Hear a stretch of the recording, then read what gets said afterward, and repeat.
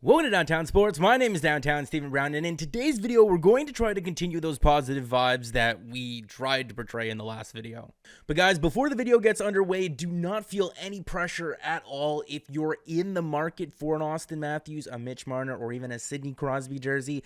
I am selling a couple of them, and in the description of this video will be links to pictures of them. If you're interested in them, again, do not feel pressured at all to buy them just because I'm selling them. If you're in the market for them, they're $140, including shipping through PayPal Goods and Services. And you guys kind of know what I like to do with the jersey hobby. I like to try to find things that are in really good condition and maybe make $10, $15, or $20 on them, and it helps pay for the guys in the back. And the four that I am selling are in very good condition, all of them being brand new, never worn before, and a couple of them still have the tags on them. And I just want to be really honest with you guys here. The cheapest I've ever seen them retail for is about $190 after tax, and that was when Cool Hockey had a 40% off sale, or Real Sports was doing free customization.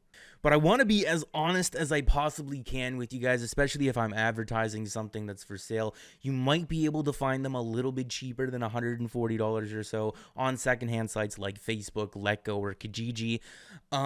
But not everyone is fortunate enough to live in a populated area like Toronto or the GTA or another populated area where you can just go on these secondhand sites and have them, 20 or 30 minutes away from you. You might have to drive about an hour or so, and that factors into the price and whatnot. But if you guys are interested, they're in the description. And if you guys live in the GTA or in Toronto and you'd like to meet up to come pick them up, I guess you can save on them that way. I guess they'd be $120 at that point. But in today's video, we are going to continue that positivity train that we were on even before they lost game one of this series to the Columbus Blue Jackets. I mean, it was effectively 1-0. They lost a one-goal hockey game. You can choose to focus on the negatives, like the Tavares and Marner line kind of just not being there at all, even though they were getting the easier matchup because Seth Jones and Zach Werenski were basically stapled to Austin Matthews the entire night. You can choose to focus on the fact that Justin Holl and Jake Mussett looked really, really sloppy, but I don't know if that really plays into the ice surface being a little bit rough because there were 2 or 3 games played on that surface beforehand, so I can understand how the puck might have been bouncing around a lot out there. You can choose to focus on those things, or we could try to be positive here, right? Because, I mean, there are teams like the Edmonton Oilers that got absolutely blown out in game 1 of their series, 6-4 against the Blackhawks, and they came back tonight and won it, and it's basically a best of 3 now.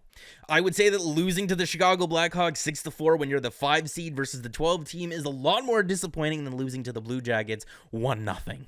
And that's not to excuse their effort in game 1, because there were things that obviously, like I pointed out, did not like about it, but there were things to like about that game, and if they come back and win game 2, there's no real reason to be in panic mode. There's no reason to have your hand anywhere near the panic button. I might edit in a panic button like right over here. My hand's nowhere near it right now. If they lose game 2, sure, I'll move my hand down, but for now it's staying up here. Frederik Andersen had a really, really good game, and I mean, you can blame him on the one goal if you really want to, but I wouldn't, because the rest of the game was absolutely spectacular.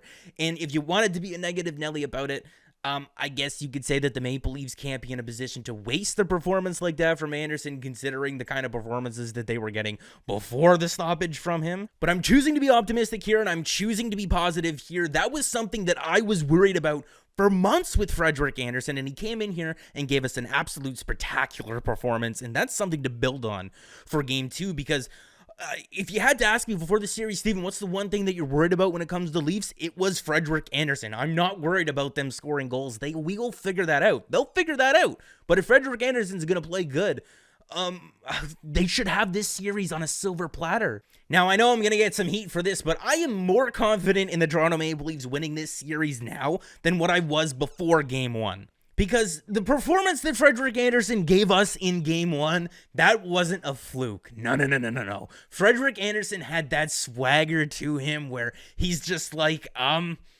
no. That's what it is. He's simply saying no every time the puck comes near him. I'm just going to take game 1 for what it was, really. Jonas Korpisalo played really well, and the Columbus Blue Jackets took advantage of the few mistakes that the Maple Leafs made. If the Maple Leafs are going to win this series, Tavares and Marner need to figure this out. One of the guys making $11 million need to figure this out. Because the Columbus Blue Jackets are a good team defensively, but they are not that deep. They are not deep enough to have Werenski and Jones go up against Matthews and Nylander and have enough left over to take on Tavares and Marner and do that effectively. They should not be able to fend off both those lines. And if we're sitting here some point next week saying that the Maple Leafs had lost this series, I'd be open to major change because they should win this series. And if you watched my previous video before the series, something that I pointed out that was absolutely huge for this team is that they looked like they were going to get depth scoring, or their depth was going to be effective 5-on-5 and offensively at least, and they got that in that game. The third line was awesome.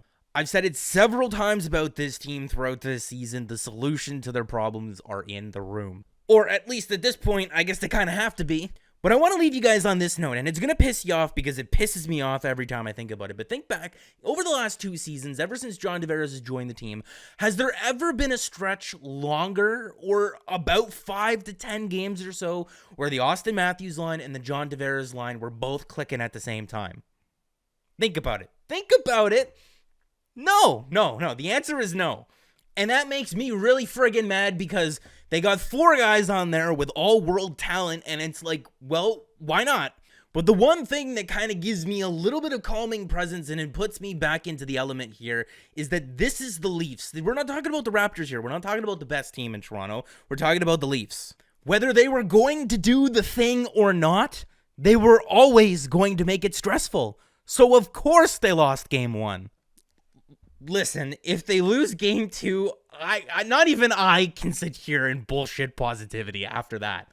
But if they win game 2, it's a best of 3 series and anything can happen. And you know what? For those of you that are still here, I want you guys to participate in something with me here. I want you guys to grab something that just, I don't know, that you have that just reminds you of just feeling really lucky. And for me, when I think about feeling lucky, I think about this baseball glove because this thing will tell you a couple of stories. It will tell you about the time that I forgot it at the bus stop and it was there waiting for me an hour and a half later. It will tell you about the time that I forgot it at the actual baseball diamond, and a week and a half later, by the time I realized, I went back to the park and was sitting in the exact same place that I left it. It will tell you about the time when I was playing catch and the stitching broke. That's why it's a different color over here. The ball hit me right in the mouth, but I still managed to catch the ball. It will tell you about the little hole here in the pocket where I can stick my finger through. When I think about feeling lucky, I think about this baseball glove because every time I thought that I had lost it, it came back to me. And it even says